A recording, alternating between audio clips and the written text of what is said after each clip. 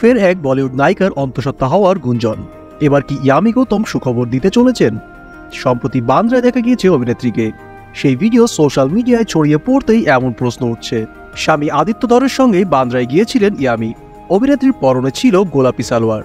সাংবাদিকদের দেখে হাসি মুখে ছবির জন্য পোজও দেন অভিনেত্রী, কিন্তু ওড়না দিয়ে নিজের শরীরের মধ্যভাগ ঢেকে নেন। অভিনেত্রীর ওই ভিডিওতেই জল্পনার সূত্রপাত। কমেন্ট বক্সে জানতে চাওয়া হয়, অভিনেত্রী কি এভাবে বেবি বাম্প ঢাকার চেষ্টা করছেন? মনে হচ্ছে নায়িকা অন্তঃসত্ত্বা। যদি তাই হয় তাহলে দুজনকেই অভিনন্দন। পরিবারে হয়তো নতুন কেউ আসছে, এমন মন্তব্য করা হয়েছে। আয়ুষ্মান খুরানার সঙ্গে ভিকি ডোনার সিনেমার মাধ্যমে বলিউডে নিজের সফর শুরু করেন ইয়ামি। তারপর একাধিক হিন্দি, তামিল, তেলেগু সিনেমায় অভিনয় করেছেন অভিনেত্রী। 2015 সালে সরাম রে সিনেমার শুট চলাকালীন অভিনেতা পুলকিত সম্রাটের প্রেমে পড়েন ইয়ামি। 2018 সালে দুজনের ব্রেকআপ হয়।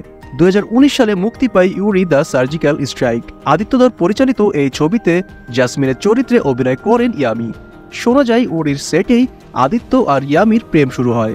হিমাচল প্রদেশের মেয়ে ইয়ামি। 2021 সালে সেখানেই ছিমছামভাবে বিয়ে সারেন তারা।